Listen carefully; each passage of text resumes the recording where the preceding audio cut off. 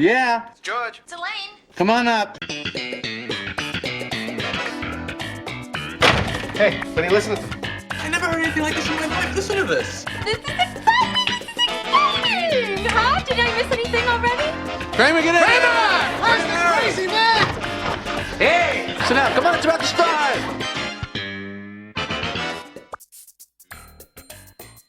Hello and welcome to Seincast, a retrospective on all 180 episodes of Seinfeld being hosted by two guys who can barely run their own lives. My name is Vinny. My name's Matt.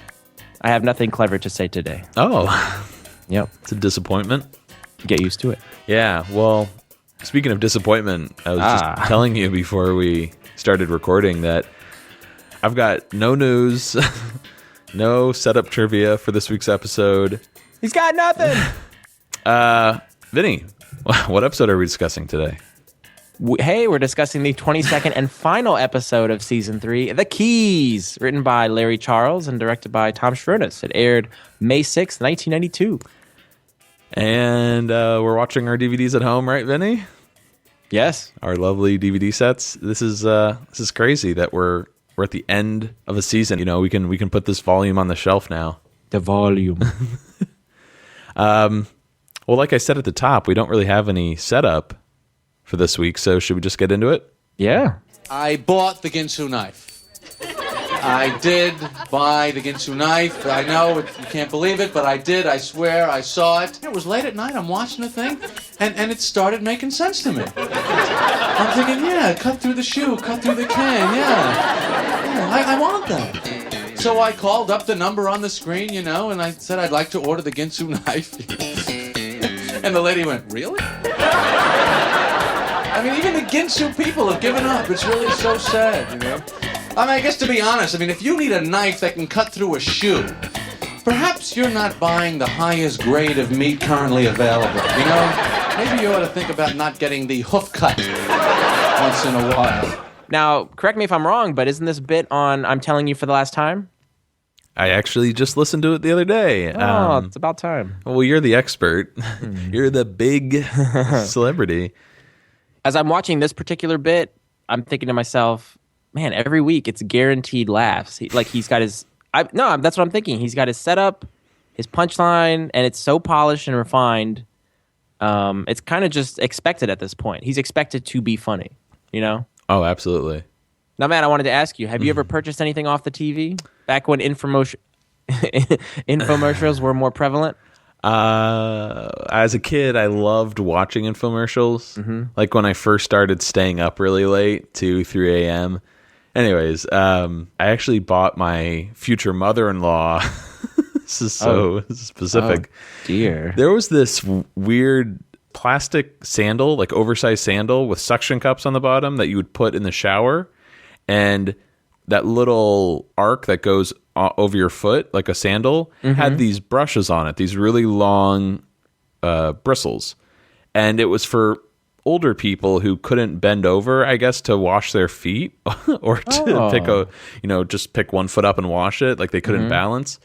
And my future mother-in-law at the time had just had hip surgery. So she couldn't bend over. She had to sort of stand on it. So I bought it for her. Uh-huh. And it was such a weird experience because this company, as seen on TV, whoever they were, they wouldn't stop calling me for months after I bought it, just harassing me to buy other stuff. But also, I didn't just get one shoe, I got two. You can only buy one at a time. I was going to ask because you kept referring to it as a singular entity. Yeah, you could only get one, but they're like, hey, if you order today, you get two. And I was thinking to myself, well, she doesn't need two, because you're not going to put both feet in these things and just kind of True. Rock back and forth on each of them. So I kept one.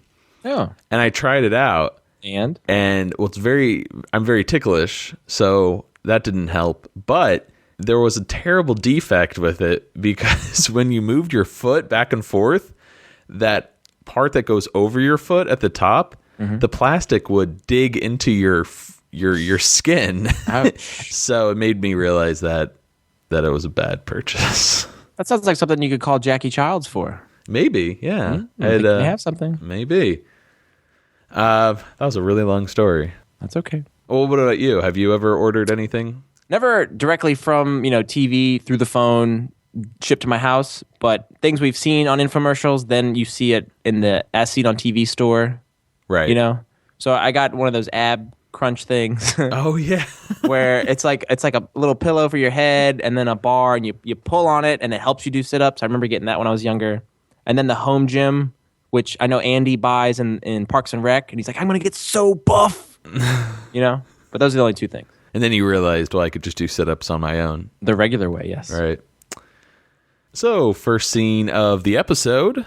It's the middle of the night. We're in Jerry's apartment, and he's shuffling to the kitchen to get some water. And we get a nice little bit of voiceover here, right? I really like that. Yeah. He's asking himself, why am I always thirsty when I'm sleeping? Do dreams require liquid? It's not like I'm running a marathon. Yeah. It's almost like he's working on material, even when he's sleeping. That's why he's got that pen and pad by his nightstand. That's true. So he notices that the door is open and suddenly bumps into this figure in the dark, and it freaks both of them out. It turns out it's just Kramer. He was watching 30 Seconds Over Tokyo and wanted some popcorn, so he used his spare key to get Jerry's popper. Now, are you familiar with that movie, 30 Seconds Over Tokyo? I'm not. I assume it's a movie from like the 50s or 60s. You're close, and I was curious, so I looked it up. It's a war drama from 1944. But guess who it stars? Who? Van Johnson. You want to explain the reference there? So the reference is from the Pen. When Elaine and Jerry go down to Florida, they visit the parents. Jerry wears the sunglasses because his capillaries burst while he was scuba diving. And they're at Morty's testimonial, and Uncle Leo says, "Who are you, Van Johnson?" There you go. I asked you to explain the reference because I didn't remember it. So. Oh, good. Yeah, thank you. And I love how, so after this description, I was watching 30 Seconds Over Tokyo. I wanted to get some popcorn, so I used your spare keys to come and get your popper. And then Jerry says, "You scared me." And Kramer, it's just me. Yeah, very consoling. It's just me. That's enough. Yeah, Jerry isn't happy with this, and I wouldn't be either. I can't think of anything more terrifying at night than just to be walking around and run into another person. Mm-hmm. That's not supposed to be there. Yeah, that's not supposed to be there. Well, even if they are, I've brought this up to my wife many times. She's a real sidler. She moves silently, like you can't hear her coming. And our where we live, the floors are old and they creak. I don't know if she avoids the creaks or what, but I'll just be standing there, doing whatever, and she'll just show up out of nowhere and just scare the hell out of me. And it happens so many times. I actually get really angry, because I think she's doing it on purpose, but she swears she's not. Did you get her any Tic Tacs? Oh, good idea. So after Jerry says that's enough, Kramer says, "Forgot the popper." He turns around and he runs into the door, as well as this large pole. Yeah. I'm not quite sure what that pole is for. When I used to live in a real old apartment, we had these we had a few pipes running from floor to ceiling, and I thought they were support beams, but they were so thin for one, and two, they got so hot, so I think it might have had to do with heating. Okay, but you notice how he drops the popper, it goes everywhere, but the pole, it moves, it kind of shuffles, so the set broke. And even in other bloopers, you see Michael really go crazy, and I think in other ones he breaks more stuff. But as he's leaving, he shuts the door, and you hear him say, "It's not broken." Oh, really? I have to say, I never heard that before. That's got to be an ad-lib line, right? Oh, for sure. Huh, that's really interesting. I never picked up on that.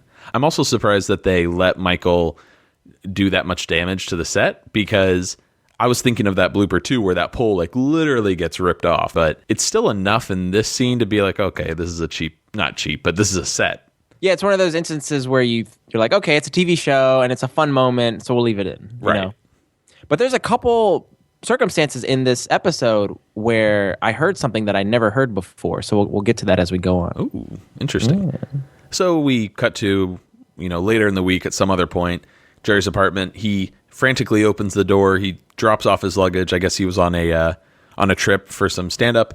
He takes off his jacket and he's hopping around, and he gets to the bathroom only to find Kramer taking a bubble bath, which, love that imagery. It's it's hidden, of course, by that wall divider. But I just love the idea of Kramer in a bath, bubbles going. He's got everywhere. the showers. He's got the shower cap on. I bet he's got to have rubber duckies in there. Oh, definitely. But yeah, bubbles everywhere.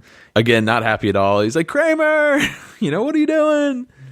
And eventually Kramer marches out of the apartment, and Jerry from the bathroom is like, is that my towel? And you see Kramer kind of, take it off and throw it through the door. Of course, it's all blocked.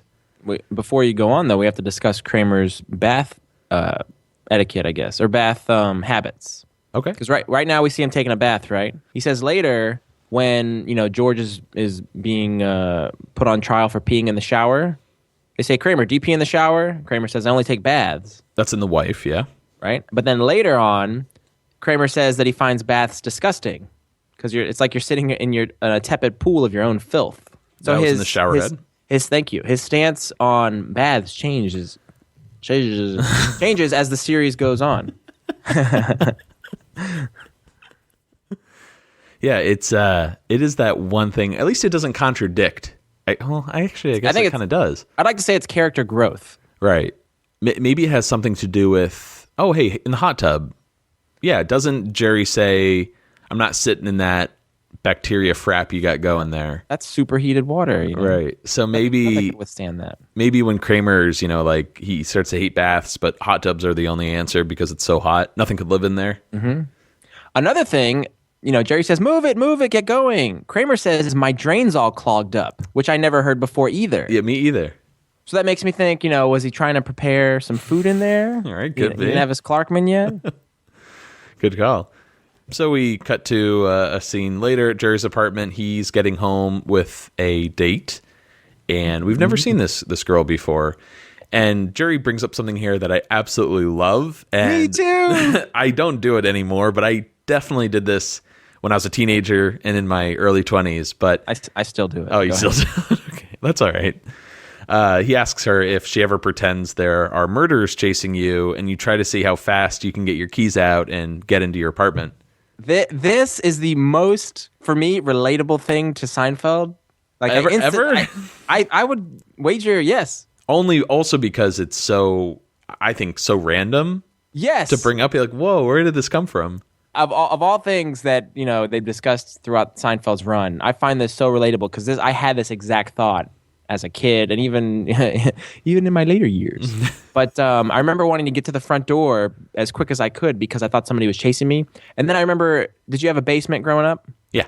When you turn the lights out at the bottom of the stairs and it's dark, you sprint as fast as you can up those steps because you think somebody's in the basement. Mm-hmm. And we had the floors were just wooden beams, and I knew a hand was going to come out and grab my ankle. It's even worse. Yeah.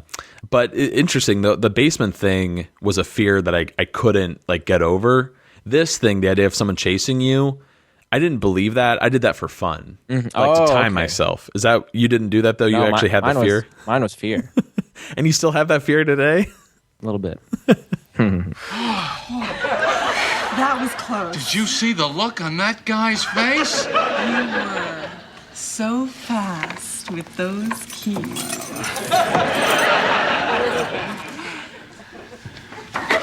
the hell are you doing here? Jerry, how are you? I thought you were going to the movies. All right, that's it. Hand them over. What? What? You know what? The keys. I want the keys. You've lost your key privileges. Oh, come on. No, come on. What? I thought you went to the movie. It was sold out. Now, how was I supposed to know it was going to be sold out? That's the point. What point? Just look. Just give me the keys. Just give me another chance. Don't ask me. I'm asking you. I'm telling you. Oh, you're joking. I'm serious. It's not going to happen again. Yes, it will. Now, give me those keys. No. Let go. You let go. Come on, Jerry. Stop. Come on, Kramer. Oh, great. Okay, fine. You go ahead. Take the keys. You're going to regret this. All right, yeah.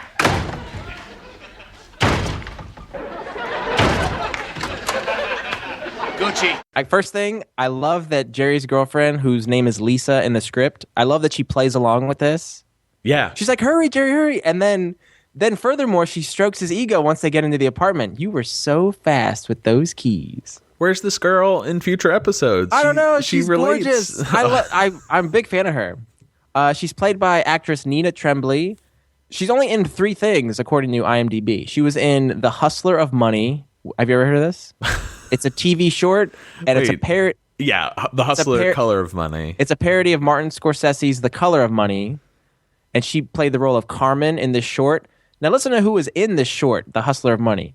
John Mahoney, who was the dad in Frasier, Ben Stiller, Ann Mira, Ben Stiller's mother, and Jerry Stiller. Oh. And that was 1987. She was also on SNL for one episode, uncredited as Carmen, which is the same name from the short, the TV short. So I have a feeling she reprised her role as Carmen on SNL. Yeah. I feel like sometimes these actors on Seinfeld just get the role, not because they're, an actor living in LA going to auditions, but they're friends with someone, not to criticize or to judge, but it just seems like, how could you only have 3 credits to your name and you show up on Seinfeld? Yeah. I don't know. That just blows my mind. But Nina Tremblay, big fan. So as you heard at the end of the scene, Kramer yells to, Kramer is so irate that he leaves the apartment, slams the door. He forgets to have his girlfriend come with him, and he says, Gucci, which is a great name. I feel like he ad-libbed that. Either way, it's awesome. Kramer's girlfriend is played by actress Carissa Channing. She's now known as C.K. Stiefel. I guess she may have gotten married. Mm-hmm. But she was in the movies Lurkers as well as Frankenhooker. Oh, I love Frankenhooker. Oh, yeah? Yeah. Big fan. And she did voice work in the Ace Ventura video game. Oh, Wait, what? Yeah. Ace Ventura video game. That's right. Okay. And she just happened to play Sylvia in the Cigar Store Indian episode. Oh. This one was a surprise to me, but it looks like we have another double dipper. You double dipped the chip. Double dipped? What are you talking about? She's got the same look, the curly hair, but she plays Sylvia, and which is a prominent role in that episode. Right. Maybe we should explain, because the name might not ring a bell. This is the woman that works at the... it's an antique store. And George brings the coffee table in because a ring was left on it. Yep. And he eventually brings her back to his parents' place, but pretends it's his place. Yeah. Oh, I didn't think any cool guys lived in this neighborhood. And offers her prune juice. And the liquor cabinet was locked. Right. And leaves a prophylactic wrapper on the bed. So we say this every week, so apologies, but more ping-ponging just back and forth between Kramer and Jerry. Yeah. Oh, there's a lot of that this episode, for sure. He even knocks over Gucci at one point. Yeah, she goes flying. He falls into the bookcase. Mm-hmm. I also found it interesting how this is the first time we've actually seen Kramer use keys for Jerry's apartment. Up until now, it seemed like Jerry had this open door policy, as did Larry with Kenny Kramer in real life. Do you buy the storyline that Kramer abused his key privileges, or was this kind of manufactured as a way to get Kramer to California? Well, the first question, like, do I buy that Kramer would need keys? Yeah, because it's one scene takes place at night, another Jerry's out of town, another Jerry's like on a date, so it makes sense Kramer would have keys in those instances. But as a means of getting him out, it's silly enough that it works for me, but it does seem a bit of a stretch to kind of, why would Kramer ever want to leave, New York and his life? It would have to be over like a fight, or something bad, some bad blood. And as we'll see in this upcoming scene, his feelings are really hurt. Oh, yeah, for sure.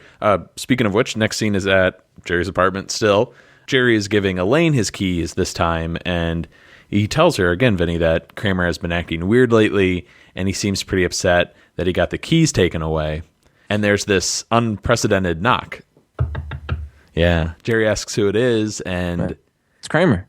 Yeah, he hears something for the first time, right?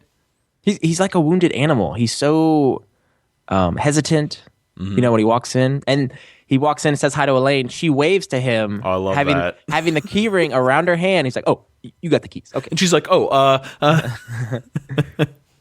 Yeah, he's almost like a kid. Who's been scolded and now kind of has their tail between their legs, and he's, got his head down. Yeah, or like a dog. Have we equated Kramer to a dog before? No. Man's best friend. There we go. Want something on his tombstone like that? And he shares the same affliction with Smuckers. That's true. Yeah, Kramer is a dog. He's a dog. Well, he starts ranting here a bit about how stupid he was, so stupid.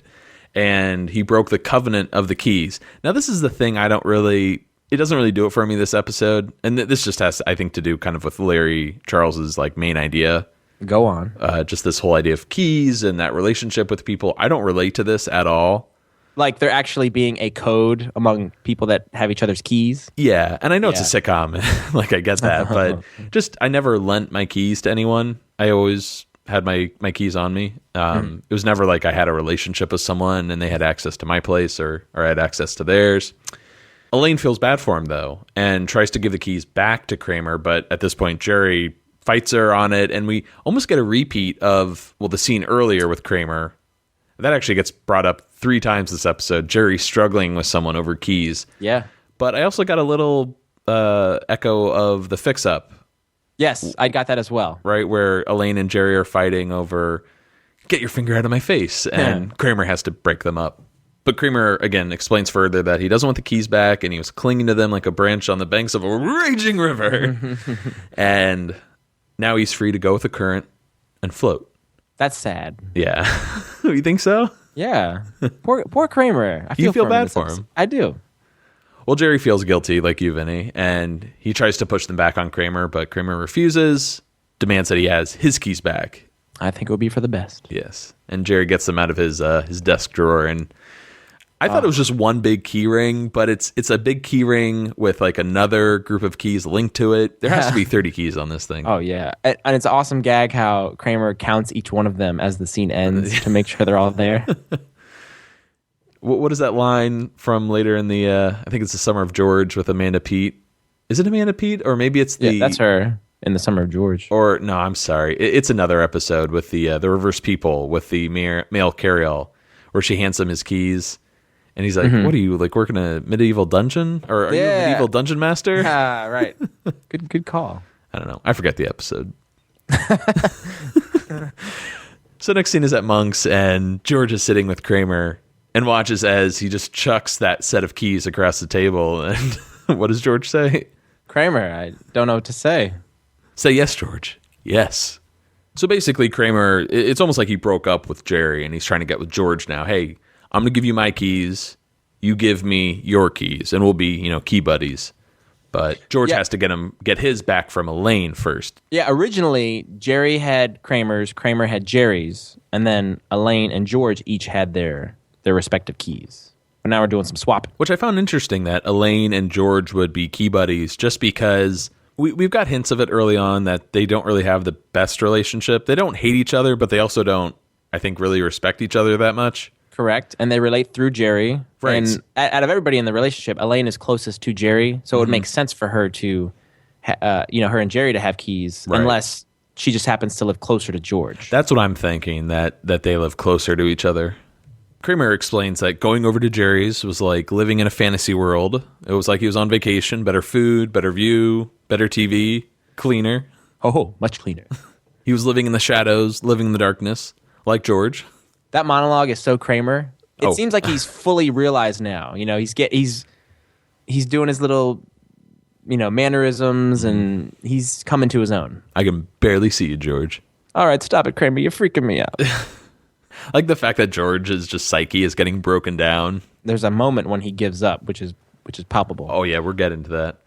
He gets up and he sits right next to George, and he asks, hey, do you yearn? And I yearn. Oh, we did this last week. Yeah, we did this last week.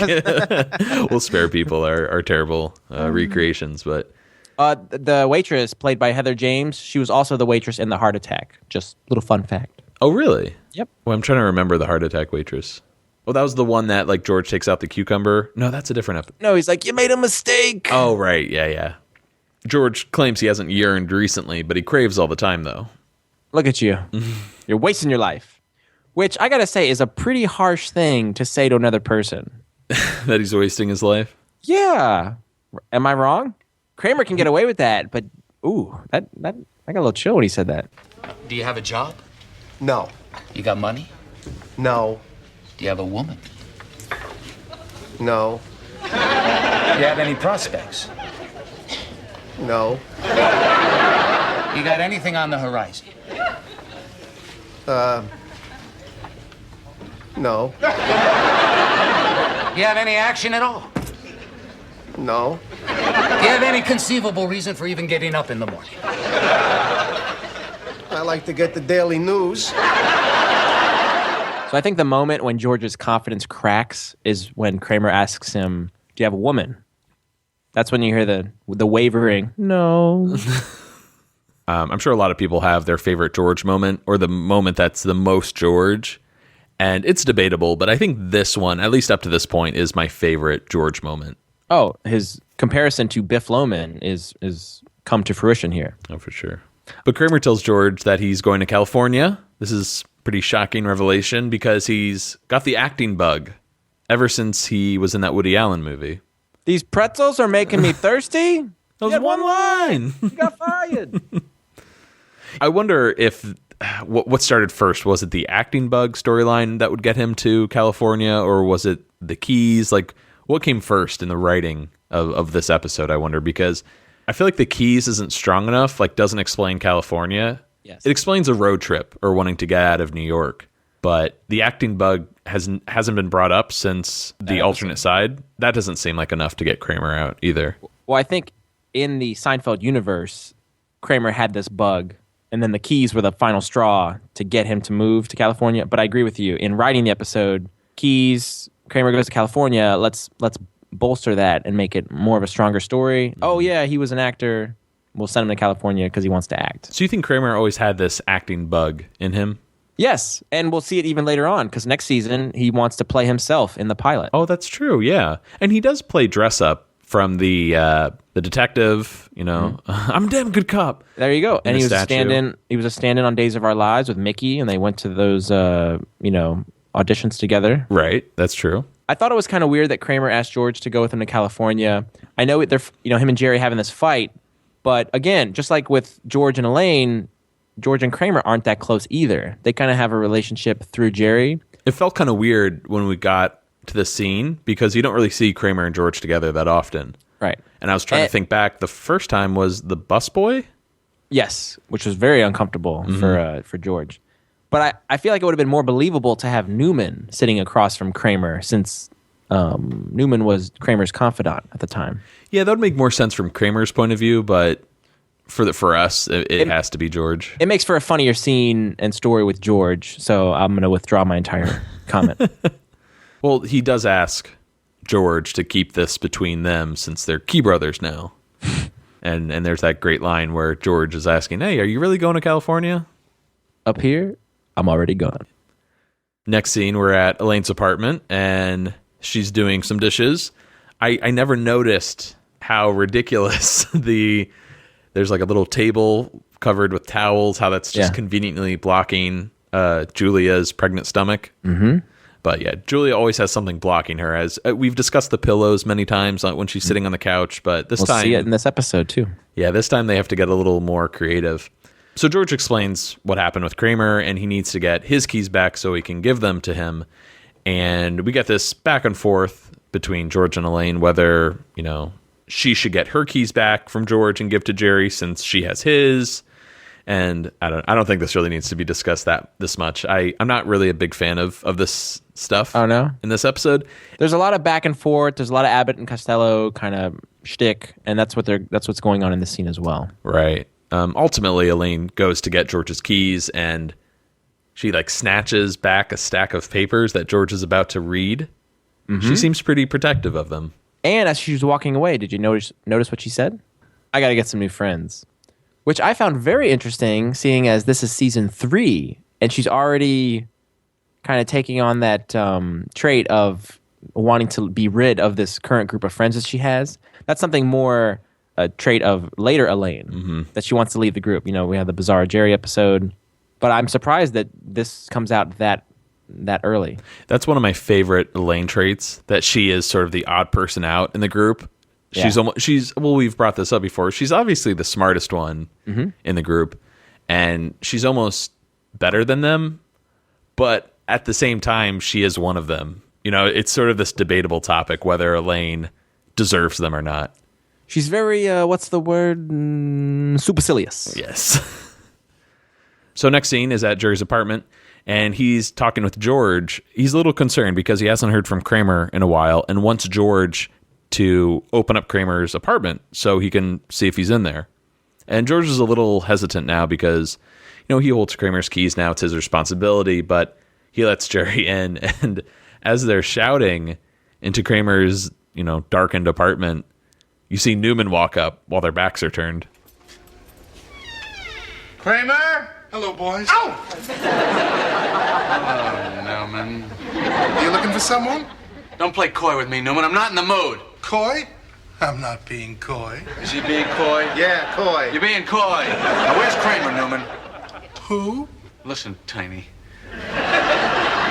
I want to know where Kramer is, and I want to know now. All right, go ahead and hit me, Seinfeld. I got witnesses. Turn around, George. Sure. George? Are you going to tell me where Kramer is, or we're going to have to do this the hard way? Help! Help! Where's Kramer? Help! What's going on? They gotta pick me up. We're not. We're trying to find out what happened to Kramer.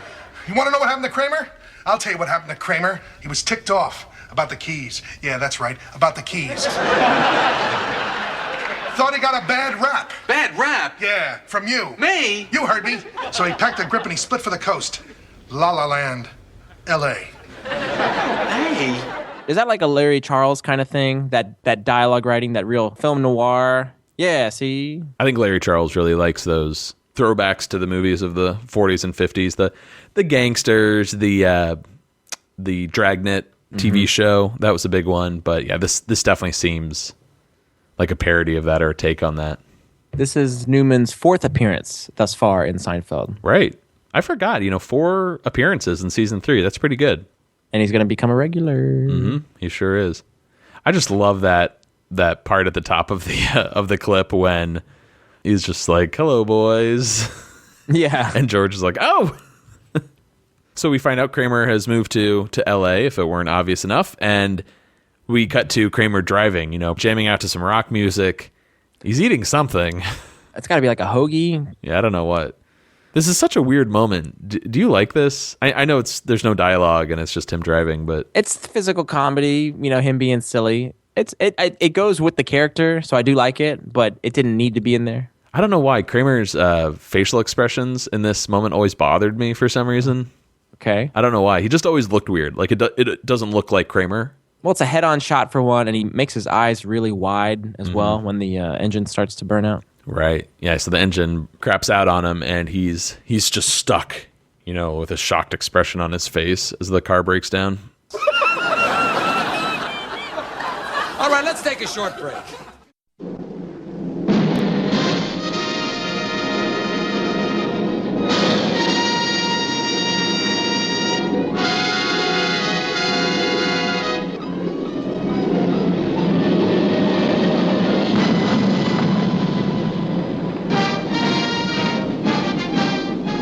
Its great cast features Van Johnson as Captain Ted Lawson, Phyllis Thaxter as Ellen, his wife, Robert Walker as Sergeant David Thatcher, Tim Murdoch as co-pilot Lieutenant Dean Davenport, and Spencer Tracy portraying the character of Lieutenant Colonel James H. Doolittle.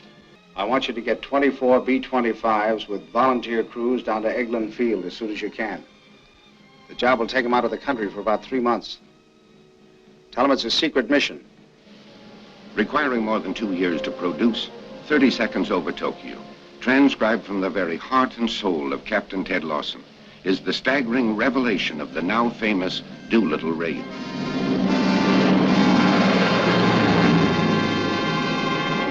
It paints with bold strokes the adventurous story of the weary, despairing days that followed the landing in China.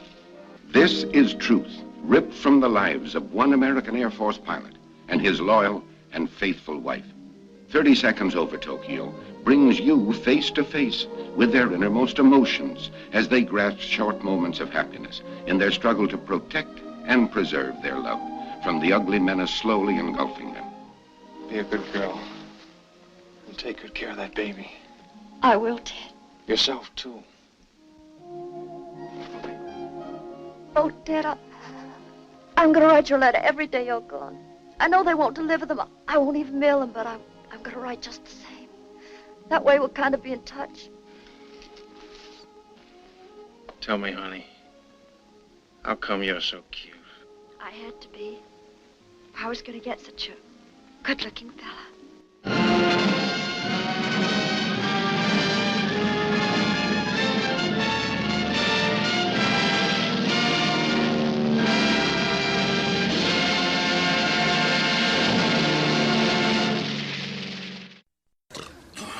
Okay, we're back. So we come back to Jerry's apartment, and before we get started, we've brought up bumpers before in the show. The little segment before you come back to a show that had the Seinfeld theme, like a little jingle. And speaking of jingle, yeah, this particular act break bumper was the Seinfeld theme with the sound of jingling keys on top of it. Not the cheese, the keys. In this scene, George and Elaine are snacking on the couch, and Jerry's pacing around, feeling really guilty about Kramer leaving and how he handled the keys. He's trying to get Elaine to say, hey, don't feel bad, Jerry. You tried to give the keys back, you know. Right. He's like, you saw me do it, right? I said take the keys back. He wouldn't do anything. You saw it. Didn't you see it? Elaine, you saw it, remember? I said take the keys back. He wouldn't do anything. You saw it, didn't you see it? Yeah, I saw it. I mean, it's complete bullshit. Huh? What? No, what'd you say? Nothing. I didn't say anything. Oh, you didn't see it? Yeah, I saw it. I saw it. Yep. I heard you say something there. I didn't say anything. I'm calling Kramer's mother. I don't know what you said. Something. Now, I think these jokes tend to pop up quite often on Seinfeld. This episode, as well as later on in the series, there's a couple that come to mind right now. There's a couple in the episode. I also think of Elaine when she's hanging out with Susan and George is getting upset. Mm-hmm. And Jerry tells her, you know, George isn't too fond of you hanging out with Susan. She's like, oh, yeah, I don't really give a shh. And she closes the bathroom door behind her. And then I think of, this one doesn't have a swear word, but when Kramer is acting all Mr. Rogers, you know, and he has his little neighborhood in the doorway. And he's like, y'all come back real. Right. But there's a couple in this episode as well. And I also like that George is smirking at Elaine, kind of, you know, messing with Jerry there. Yeah, this is something I remember this running gag this episode, but I didn't realize that George totally heard what Elaine said. Mm-hmm. Do you like this running joke? Yes, I like it a lot. Yeah, I like it too. I'm glad that they got their money's worth. You know, they do it, 3 times this episode? I believe so. Mm-hmm. So Jerry decides to call Kramer's mother, of all people, to see if he can find out some information from her. This is who we'll come to know as Babs Kramer. Mm-hmm.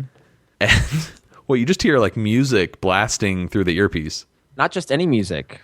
We hear Pagliacci, which will come back in the opera episode. That's right. The tragic clown. Well, Jerry's like screaming into the phone, like, can you turn the music down? And then he points out she's drunk out of her mind, which is really sad. It's sad, yes, but as a fan, I'm like, hey, there's some more continuity, which I like. In the nose job, we learned that Kramer's mom had a history of alcoholism, you know, sucking Colt 45 from a can. Mm-hmm. And later in the series, Kramer has this great exchange with her when he's like, you know, I'd love to go into business with you. I've got ideas. If you're clean. And she reaches across the table and smacks him. And she says, I've been clean for 2 years. Oh, that tracks. There you go. That was in 1995, and this episode's 92. So it digs. It tests. I like that. I like that a lot. I might have brought this up before, but I'm so bummed the Babs Kramer didn't come back more. Mm-hmm. Maybe they were regretting. Well, I know for a fact they didn't want to give Kramer's first name away or, you know, come up with it. But I do like the Babs character. Maybe that was like just too revealing for Kramer's past. He lost some of his mystery. Probably. I'm sure Michael would say that. Yeah. I'm not a huge fan of the Babs character. Oh, really? No. We'll get to that. I could see her being like a flirt with, of all people, like Frank, you know, like flirting with him and like getting into something with Estelle. But so we cut to one of many little bits with Kramer this episode. This time he's on the side of the road and he's looking under the hood, which is, I think, overheating. Who knows? Yeah. Maybe if he had some blood, you know, to cool it down. He probably put some pizzas under there. Yeah. there's another one. Muffin got sucked down the carburetor. So he gives up fixing it and he just sticks his thumb out and starts hitchhiking. Now we get another little scene here. This is time it's at Jerry's apartment and a little bit at Monk's. Jerry arrives home from a trip and he realizes he's been locked out, so he goes to the coffee shop and calls Elaine to see if she can meet him to drop off his spare set. Now, Matt, I'd just like to take this opportunity. Is that my voice? No. But if each of them had cell phones, this whole thing could be avoided. Yeah, but which is why Seinfeld is just a terrible show. So let's shut down. And retool. One interesting thing about this little scene, though, is that it originally contained Elaine's outgoing message. So when Jerry called, it would say, I'm not a single woman living alone. I'm married to a very rough-hewn mute with a poisonous snake. So leave your message at the beep. I like the idea of hearing her outgoing message, as we'll hear George's later on in the series, which is wonderful. But I'd like something else. I'm not content with what they gave us. Mm-hmm. Yeah, I agree. So next scene, Kramer still on the road. However, this time he's on the back of a motorcycle, and his arms are wrapped around the biker, whose face is hidden under a helmet and a kerchief. A kerchief, yeah. A babushka. I was going to just say a bandana. So what happened with this guy? They're just kind of, having a conversation, which I don't think you could have on a motorcycle, right? You can talk to somebody. I mean, the wind's blowing. You got to scream as this guy is yelling. Right. But about 5 years ago, he was driving down this very same road, same time of day, same speed he's going now. And there was a rock. Couldn't have been no bigger than a pebble. And then he lost control. Bike went flying about 100 feet, came down right on his head, cracked it wide open.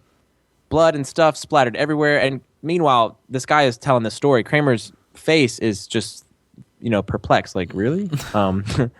I broke every bone in his face. His eyeballs were hanging out of his sockets. They pronounced him dead at the scene. He was in a coma for about a year. Said he'd be a vegetable for his life, but he showed him. Ever since then, he always wears a helmet. Lean! Which I never picked up on that either. That's what he said. The actor or the biker yells lean, and then Kramer goes, oh! And then he does it again around the other turn. That biker is played by Eric Allen Kramer. Oh. Go figure. Do you know that actor? No, I don't. So you'll know him when I get to this one thing. He was in an episode of Roseanne, episode of Cheers, episode of Anything But Love. He was Little John in Robin Hood Men in Tights. Oh, yeah, okay. That guy. He was in True Romance. He played Boris. Oh, he was in a couple episodes of Malcolm in the Middle. He was on a Murphy Brown. He was one of the main cast members on the Hughley Show, D.L. Hughley Show. Mm-hmm. And he was in American Wedding. He was Bear. Oh God. Wow. He was the guy who had a crush on Stifler. Okay. So. But that Robin Hood Men in Tights, I remember that because they have that little fight with the sticks and they start racking each other on the on the knuckles. Yep. Wow, that's funny. That's funny. That's funny. Now I don't live in LA. In fact, I've never been to LA, but I do recognize this stretch of road mainly from David Lynch's Mulholland Drive, which is pretty much where they filmed those big curves. So they're in reality in LA, just playing it off as what do you think? Like they're in Pennsylvania somewhere? Oh, I would have said he's in LA by this point. Oh, you think so? I like to think he is. But he does hitchhike with two different people. Maybe he is. That's true. That's a good point. You're right. Could be California. Anyways. What do I know? So we cut to Monk's and Jerry's sitting there in the booth and Elaine doesn't arrive, but it's actually George. Georgie boy, way to come through with the key. Sit down, I'm buying you dinner. I don't know if I've done that to you recently, but I love Jerry's greeting. Mm-hmm. I love that. So this time, again, George didn't feel right about letting Jerry into Kramer's apartment before. Now he doesn't feel right about letting Jerry into Elaine's apartment. But again, we're in this whole, minutia. Jerry explains that George is supposed to give Elaine's keys back to her so she can give them to Jerry. So technically they're his keys. But George argues, well, if Jerry hadn't taken his keys back from Kramer would never have given his to George, in which case he wouldn't have had to take his back from Elaine. Any questions? It's a lot. Yeah. I don't know why it doesn't do it for me, this episode. You don't like it? It just seems so, I don't want to say unnecessary because it makes up a okay episode, but it's not something I can relate to. Okay. Therefore, I don't really care for it, I guess. All right. That's fine. I don't know. It just seems similar to the parking space we discussed last week. It just seems like a topic that is really getting beaten to death. Mm-hmm. And I don't really know how much, mileage it had to begin with. Maybe others disagree. I think it's a lot of bullshit. So at this point, Jerry starts that key struggle for the, third time now? Yeah. And George threatens, hey, you want to fight? Nothing in the face. Yeah. I love that visual of both of them like covering their faces but struggling with the keys. Which made me think of the pool guy when Elaine, was it Elaine? No, Jerry asks Elaine, hey, who do you think would win a fight between me and Gorgeous George here? George. Elaine says George because... He fights dirty. He fights dirty. Pull hair, poke eyes, growing stuff. Whatever it takes. Yeah. So next scene is Kramer continuing his journey west. And this time he's in I guess we'll call it a hippie van. Yeah. I really don't know if there are hippies anymore. Are there? There's hippies. And then the evil ogre took back the magical keys from the handsome young prince. Oh, no. He didn't take back the keys. No way. Yes. And then the handsome young prince was cast out into the cruel, cruel world. Oh, man, what a bummer. That ogre dude is pretty cold, huh? It's cold. Let me tell you something, Kramer. If that ogre dude pulled that crap on me, I'd stab him! I'd cut him in half! I'd cut him like a fish, man! That's what I do! Yeah, that'd be funny. Hey, you can drop me here. Hey, what's the rush, man? Well, I gotta be going now. Hey, Kramer, have you ever killed a man? What do you think, Junior? You think these hands, they've been soaking in ivory liquid, huh? Oh, don't leave, Kramer. Stay with us. Oh, you know so much about the world. We need you. Please, Kramer. Please, Kramer. Well, now start.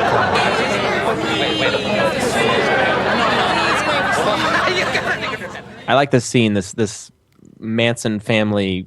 It's scene. better than hippies for sure. Yeah. Hippie number 1 is played by actor Ricky Dean Logan. He's also in the Trip Part 1. His credit in that one is The Freak. That's what he's titled as, but it's the same character. Yeah. He was in Freddy's Double Dead. dips. Yeah, just shut up. He was in Freddy's Dead, The Final Nightmare. He was in Buffy the Vampire Slayer. And get this, my friend, he was in Back to the Future 2 and 3. Is he one of Biff's gang? Yes, he is. He plays Data in Back to the Future 2. So I think he's the guy who has the chicken thing. Totally. Because it's the cool? other... Oh, no, he says those boards don't work on water. And the other guy says, unless you got power. Yeah. So he starts that. What does he say, you bozo? Yeah. Anyways. Oh, yeah. That's And then good. he plays. I like that. Then he's a member of Needle's gang in Back to the Future 3. He's not part of the Western scene. I think it might be the 1985 reshoot when... Did you see that? I almost hit that... Rolls Royce? Yes. Yeah. I think they're in his Needle's truck. Remember when we watched the Back to the Future trilogy? That was a great day. Yeah, that was great. We just got takeout. An impromptu marathon of Back to the Future. Yeah, it was wonderful. Highly recommend. Yep. Oh, and then hippie number 2 is played by Maude Winchester. And then there's Maude. And this concludes her double dip. She took her first dip in the stakeout, and now she's dipping again. From now on, when you take a chip, just take one dip and end it. She played Pamela, Elaine's friend. They went to her birthday dinner. Mm-hmm. And I'm a little embarrassed to say I never made, not that it really matters, but I never made a graphic of her. That's okay. I don't think I did, but I made a new one that we'll post online for sure. Hey, look at you. Kramer. Oh! Go for it. Kramer actually refers to her as Star Cloud at the end of the scene. Yep. So her name is Star Cloud. Something I never picked up on, which is a great trivia question. Even though they're not credited, like, what's her name isn't credited as Gucci. Oh, yeah. And Maude isn't credited as Star Cloud, yet those are their names. Right. Which I believe is all Michael Richards. I like to think he's coming up with these names on set. Sure, why not? So we cut to Elaine's apartment, and Jerry and George arrive. I guess George caved to let Jerry in. And Jerry tries to explain that George is really just cutting out the middleman here. And I totally agree with Jerry. I don't think there's anything wrong with doing this, I think getting the keys and having them in his possession is okay, but already using them to get into Elaine's apartment is not. And George, I think, would probably agree with you because he has this to say. You're right. How did I miss that? Maybe because it's a cracker. What's that? Nothing. I heard something. No, they did it again, trailing off with swear words. I like that a lot, too. I don't know if they had to do anything in post to either lower or... It seems like there's a key jingle as George is about to swear. Okay, maybe they added another like layer to it, but... It's great. I like it a lot. And Jerry's response to that is, "What's that?" Which is another recurring line. Usually George says it later on in the series when he hears something that kind of takes him back, or that he's taken by surprise. There's a delayed response. What's that? So now we cut back to Kramer's world, and this time he's on a semi-truck. Or semi-truck. Good one. Thank you. That's a good one. Good night, everyone. Kramer's hitching a ride. This time it's with this real interesting woman. I never understood this scene here, but... A lusty truck driver named Dee. Oh, that's her name, Dee. Okay. Yes. Well, he's kind of flirting with her, and he comments, "Hey, there's nothing sexier than a woman behind the wheel of a semi." Nothing? So Kramer always wanted to drive one. And what does she ask him? Do you know how to double clutch? Yeah. Now, Kramer says, I always wanted to drive the big rigs. I used to watch those commercials during the reruns of Gomer Pyle. Mm-hmm. And this always dates the show for me because this show was on when I was not even born. So Gomer Pyle, you mean? Yeah, I don't get the reference. One of my friends growing up loved Gomer Pyle. Okay. I think it was sort of passed down from his parents. Yeah. And we watched it a few times. But this definitely feels like a Larry Charles reference going back to the Dragnet days, old TV shows, whatnot. The trucker is played by actress Sharon Barr. She was in the TV show Max Headroom from the 80s. She was in 2 episodes of Cheers, an episode of Full House, and she was in Jury Duty, the Pauly Shore movie. Oh, I thought that was the Michael Richards movie, but that's... No. Trial and Error. There you go. And another actress who auditioned for the role of the trucker was Taya Leone. I think it's Tia. I think it's Taya. Oh, is it? Okay. Sorry. I don't know. That's incredible. That probably would have been one of her first big roles. I don't know when she got her break, but nowadays she's in Madam Secretary. Okay. I don't know if anyone watches that show, but I'm trying to think what I know her best from. She's such a good actress. Also, I don't know if she's still married to David Duchovny. I think they're divorced. Maybe they're divorced, but... Taya Leone was in Deep Impact, Jurassic Park 3, The Family Man, Fun with Dick and Jane. Yeah, she's great. I guess we could close out this scene by saying that, what's her name again? Dee in the script? Dee, the truck driver. She kind of, Kramer shifts over to her seat, and she kind of, flips her legs across his back and gets into the passenger seat, and they quickly find out that Kramer can't drive double clutch. All the while tickling Kramer as well. Really? Oh, yeah, because he starts laughing. Giggling frantically, yeah. But yeah, then the clutch starts grinding, and both of them get really worried. So was Kramer just lying then about being able to drive? Yeah, false confidence. There you go. Next scene is back at Elaine's apartment, and this time George and Jerry are actually in the apartment. They're searching for Jerry's spare key set, and they bicker for a while. And George claims they've checked every square inch of the apartment. And I love this moment. He's like, "Jerry, unless I pull down on this statuette and a hidden wall opens up, we've searched every inch of the apartment." Every time George does that, I expect...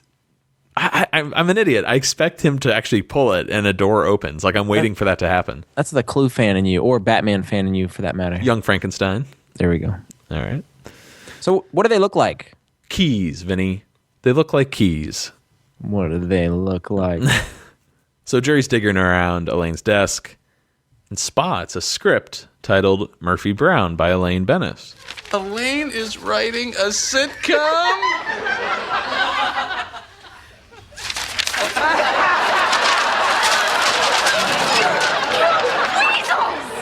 What? How dare you! Well, we hardly read anything. It was funny. Who gave you permission to come into my house and just go through all my things? You thought it was funny? Well,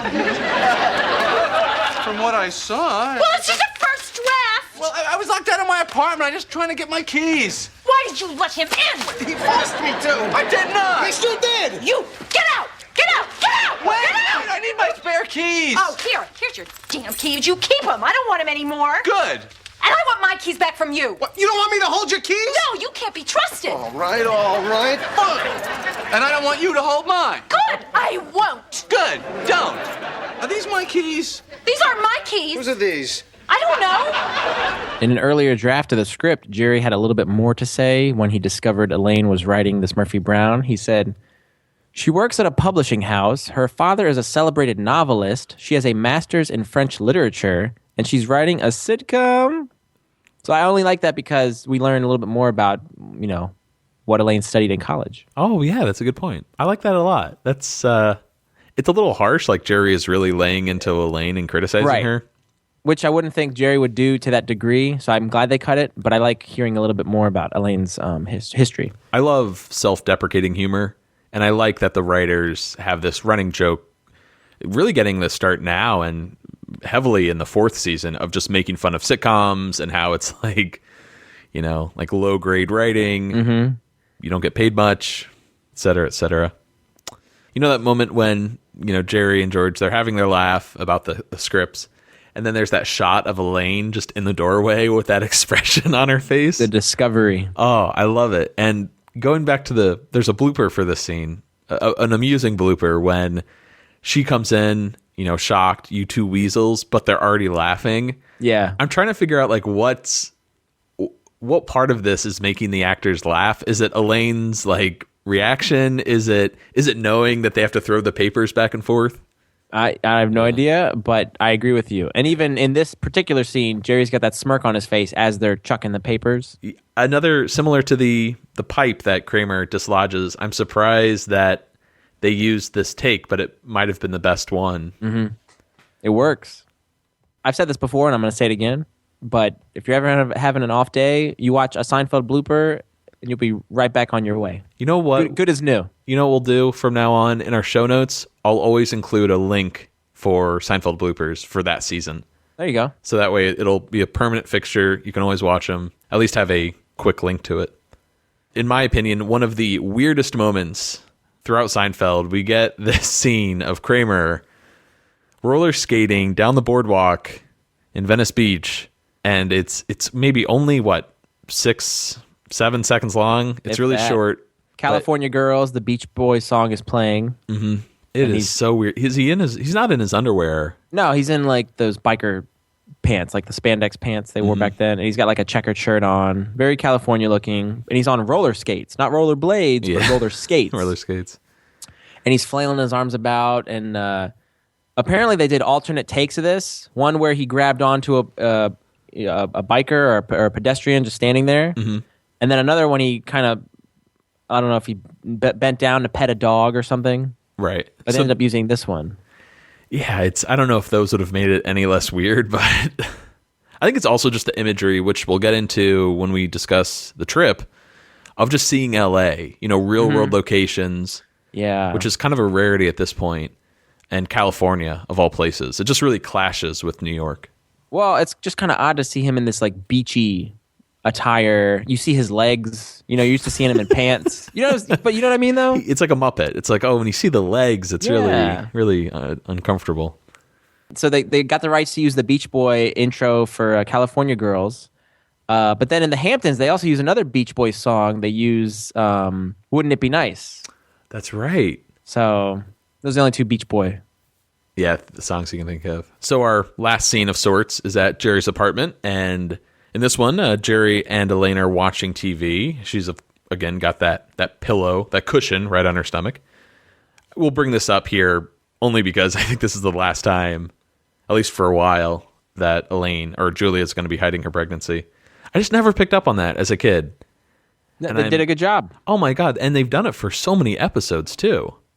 They're watching TV and talking about her possibly becoming a sitcom writer, which we didn't discuss earlier. Does this seem to come out of nowhere for you? Does it feel justified or? Well, in the statue with Rava, she's trying to make her way through Pendant, and instead of being a proofreader, she was going to be copy editing. So I assume she has aspirations of wanting to be a writer, right? True.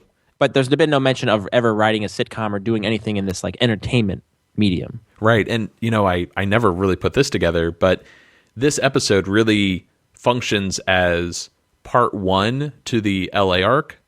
This is part 1. Part 1 of the trip is part 2, and then part 2 of the trip is part 3. Hello. Got that? Yeah. But it does sort of set up or foreshadow the sitcom arc in season 4. I wonder if that was done intentionally. Probably. Yeah. I assume they had a lot of ideas brewing for season 4.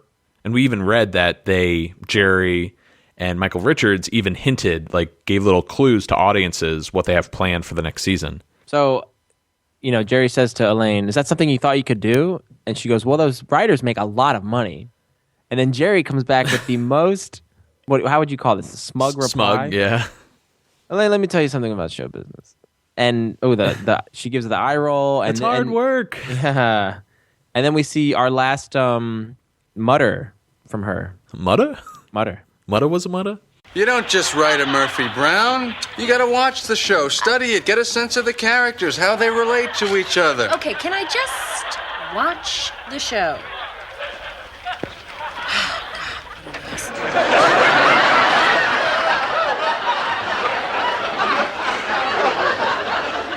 What did you say? I didn't say anything. I heard something. Do you think Jerry knows, what's being said here? Probably. Something derogatory is being said about him. But of course. He doesn't have the energy to. He's like, I'll just let it go. He deserved it. Yeah, of course. Especially in that instance. Suddenly, Jerry starts to freak out because he sees Kramer on Murphy Brown. Kramer's on Murphy Brown! And this time, he's playing one of the receptionists. Stephen Snell.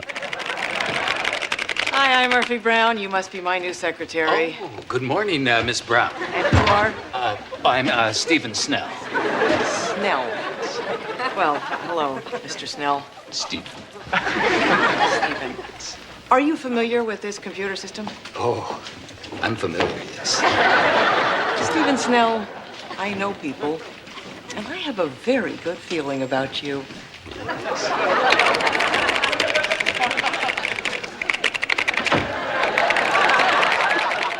So normally I like to talk about every actor that has a speaking part in Seinfeld. I like to kind of give just a little bit of background of their career. So I wasn't sure if Candice Bergen was appropriate, but I'm going to do it anyway. But she plays Murphy Brown, the title character on the hit show on CBS. It ran for, I think, 9 or 10 seasons. It actually ended, I think, the same year Seinfeld did. There you go, Monkey Boy.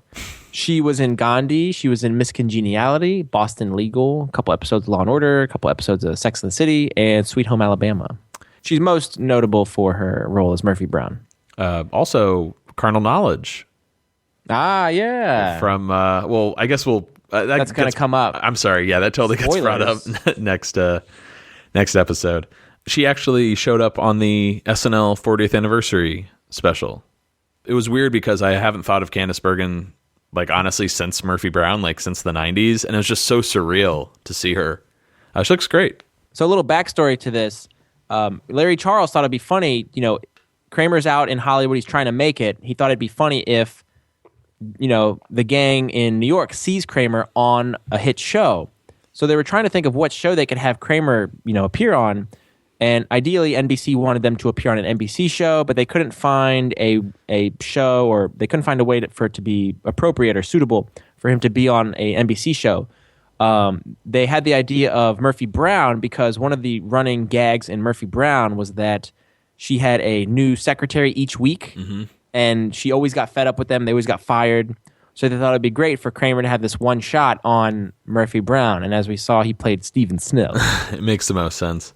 NBC, once they heard the idea, they were all for it. And then CBS was really good sport about it.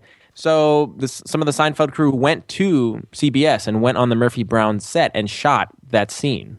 I really like that. I like the idea of two networks crossing over for the sake of the, I'll say art. But it's a fun little, because I'm sure a lot of people back then watched Murphy Brown as well as Seinfeld and see these two characters on opposing networks. come together. That was kind of neat. Yeah, definitely. And it's done. It's subtle. It's not an entire arc built around being on this other person's show.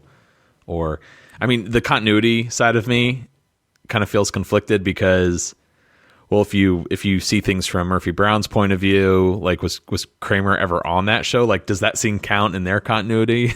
And I was thinking about that. I wish that had been a scene on the actual Murphy Brown for the week. That would have been perfect if they actually used that.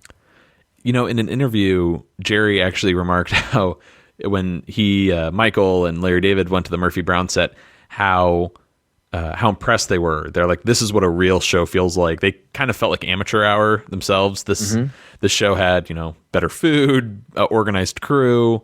I'm sure the Seinfeld crew is organized, but these are Jerry's words. Michael also reflected on Candace Bergen and how he thought that she didn't like him. They waited and waited and waited for the scene to start. They did it, and then boom, she was gone. She was on to something else. So maybe they were expecting a little bit more than, just this, 10-second clip. Now, don't crossovers happen again? There's a Mad About You crossover, I think in season 5 or 6. Or 4, maybe. Maybe it's earlier. Have you seen this? When Kramer goes to Paul Reiser's building? No, it's Paul Reiser used to live in Jerry's apartment before Jerry, and he needs to get, I don't know what, he needs to get something from the Kramer character, and there's this scene where they're in the hallway. Remember that hallway shot from The Suicide? It's that, and Kramer, I think, has golf clubs, and he's talking to Paul Reiser's character, and that's all it is. There's no Jerry or George or Elaine. And that always bothered me because we know from George and Susan's relationship that she loves Mad About You. Mm-hmm. So it kind of it's a paradox of sorts. It is a paradox. Did Murphy Brown get something out of Seinfeld? The crossover went so well that, the creator of Murphy Brown, Diane English, she was so, helpful with Seinfeld being able to pull off this crossover with Kramer that when she started her new show, Love and War, they actually asked, Larry and Jerry if they'd be willing to return the favor. And one of the characters on the show, Love and War, was writing a Seinfeld script.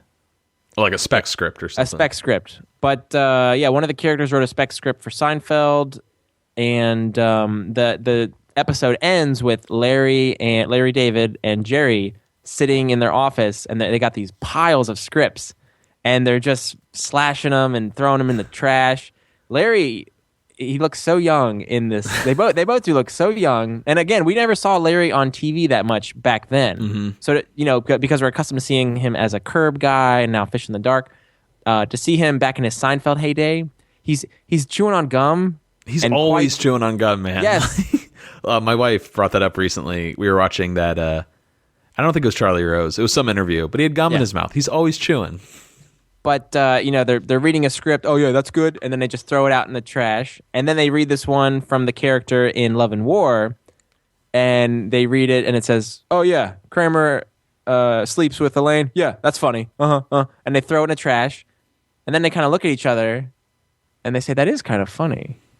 So then they pull it out of the trash as if they're going to use that material. Oh, interesting. It's a good little bit. I'll try to post a clip of that if I can, but otherwise I'll just maybe take a screen grab and show people what it looks like. All right, let's wrap up with a little bit of stand-up. So I fly a lot. I like planes. I was on a plane the other day, and I was wondering, are there keys to the plane? Do they need keys to start the plane? Maybe that's what those delays on the ground are sometimes, where you're just sitting there at the gate. Maybe the pilot's just up there in the cockpit going, oh, I don't believe this. Oh, my God, I did it again. They tell you it's something mechanical because they don't want to come on the PA system. Ladies and gentlemen, we're going to be delayed here on the ground for a little while. Oh, God, this is so embarrassing.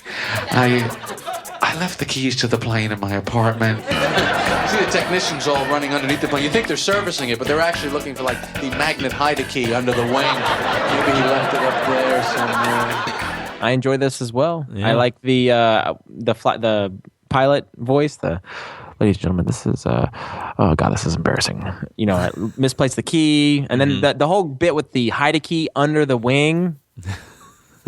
Very, very funny. Yes. I don't know if we've gotten to the stand-up yet, but there's one about being lost. Maybe it's the parking garage when he uses the example of a pilot. You know, when you do the look back, that's when you know you're lost. Yeah. You don't see the pilot, open the cockpit door and, look down the aisle at everyone. But yeah, good stand-up. Very good. Ratings? Ratings. So, what do you think? I don't have too much to say about this episode. The thought of them going to, leaving New York, going to California, that always kind of not bums me out, but I like them in their regular environment of New York. So the episodes when they go to LA, they don't always sit well with me. I did enjoy this episode. I love these gags of, them saying these little insults under their breath to Jerry. They're all directed at Jerry. It fades out the sound, and then Jerry's like, "What'd you just say? What's that?" So that's a nice running gag. One thing I'll say is that this is one of the first Kramer-centric storylines, the keys, and we kind of get to see Kramer on his own as he's making this journey across the country. He encounters the woman in the truck driver, the motorcycle guy, the hippie van. So I don't know. It's kind of unsettling to see him out of his environment as well as the gang. I did enjoy the Kramer and George scene at Monk's where they were talking about yearning. That was a fun one to see them. Probably the most classic. Probably the most classic scene from this episode. Yeah. Yeah, the more and more you talk about this key thing being redundant and them kind of saying, "He had yours, you should have given it to me." Now I'm starting to agree with you. I think you turned me. Yeah. Having said that, I'm going to give this episode 8 Crocs of Bulls out of 10. I think when we were texting earlier this week, you said this is a really weird episode. I don't know if you still feel the same way after watching it, but this episode always just felt a little off to me. This isn't a reflection of the writing per se. I think Larry Charles does a good job, and it's very much a Larry Charles script. All those throwbacks to the old TV shows and the old movies, and I think examining the Kramer character, that was something he always seemed to push, I think, early on. He thought he was a real interesting guy. Maybe he relates to him in some ways. I could see that. Right. I have to agree with what you text me, that this episode just feels, I don't want to say it feels out of place in the whole Seinfeld mythos, but the direction that season 3 was going for a long time, I feel like we're kind of turning a corner and heading into a new era, to be really dramatic. Sure. That season 4, 5, 6 world, where I think the show gets a little more self-aware and parodies itself just a little bit more, not too much to the point to become, ridiculous. Like Kramer being a turkey, for example, as I think Peter Melman mentioned once. This episode just never sat right with me because, as you mentioned, Vinny, there's so much new concepts. There's, Kramer in LA, filming on location is bizarre for the show at this point. I like as you mentioned, the George Kramer scene in the diner or in the coffee shop. I love the swearing under your breath, little moments, but the pacing of this episode always bothered me. Cutting from Kramer's road adventures to the same bickering about keys over and over. That just never really did it for me to really mark this as like a classic episode or one that I'll choose to put on. Mm-hmm. And ultimately where we started, with season 3, George getting a massage from Raymond and this whole episode resting on his, not his homophobia, but his just fear of actually maybe being gay himself. And that just really hilarious focused storyline now getting to this, bigger world of Kramer traveling and going to LA. And we're going to start talking about sitcom writing on a sitcom. We're really leaving behind, I think, the small world Seinfeld show.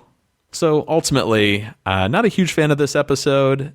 Not the strongest finale by any means, but I'm really looking forward to the direction the show is going in season 4. So I'll be giving this 8 bunches of bullsh out of 10.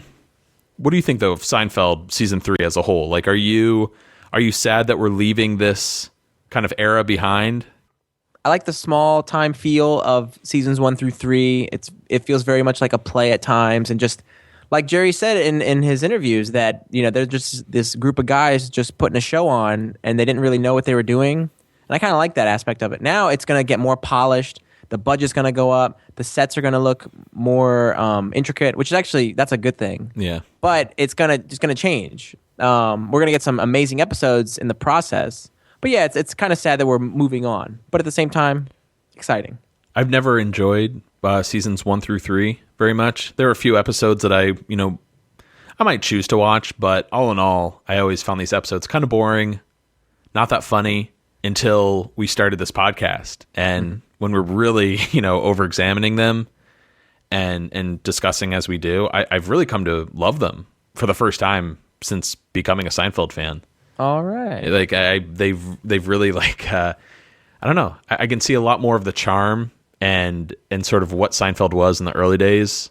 It depends on the fan, but the show is so defined, I think, by those ridiculous moments. The Junior Mint, for example, or George going to work for the Yankees. The Marble Rye. The Marble Rye. Yes, Kramer painting the lane markers, and there's nothing wrong with those at all, but the show just changes, which isn't a bad thing, but it's just kind of sad to know that what we've been overanalyzing to death over the past 8-9 months, we really won't get those episodes anymore. Maybe we can redo. We'll do a Throwback Thursday and do an old episode. Yeah, there you go. I feel like it's going to be tougher to discuss these episodes because the first 3 seasons, longer scenes, very dense with story, versus later on, and even more so in the last 3 seasons, it's all jokes and just quick transitions, bam, bam, bam, scene, scene, scene. So it might be tougher for us to pick them apart. Yeah, I'm dreading those moments where we're just like, it's one thing to just be regurgitating plot as we've done so far, but if it's only jokes and they're lean conversations, it's going to be interesting. Maybe our show will have to evolve along the way. It'll just be us playing the episode for 22 minutes. Good night. Good night, everybody. All right. That's going to do it for us here at Seincast. Send us an email at seincast@gmail.com. Like us on Facebook. Follow us on Twitter @Seincast. We have a Tumblr, a Pinterest, and now an Instagram page filled with lots of double dipping. So check that out. And if you haven't already, please leave us a rating and review on iTunes. The more feedback we get, hopefully more Seinfeld fans will find out about the show. Thank you very much if you've already left us a rating and review. Now that we're done with Season 3, Vinny, are you coming back for Season 4? I might. What about accommodations? All taken care of. Is there a meal allowance? What about seat assignments? But for now, I'm Matt. Could I have the kosher meal? I hear the kosher meal is good. Signing off. And I need clothes. I got to get a haircut. I'm going to have to. I got to refill my allergy medication. Do I need a hat? I need a hat, don't I? Could we do the Universal tour? Yeah, that Backdraft exhibit now looks very cool to me. Seincast is not endorsed by Castle Rock Entertainment, Sony Pictures, or NBC, and is intended for information and entertainment purposes only. The official Seinfeld site can be found at sonypictures.com/TV/Seinfeld. Seinfeld, the Seinfeld logo, and all names, pictures, and audio of Seinfeld characters are registered trademarks and/or copyrights of Castle Rock Entertainment or their respective trademark and copyright holders.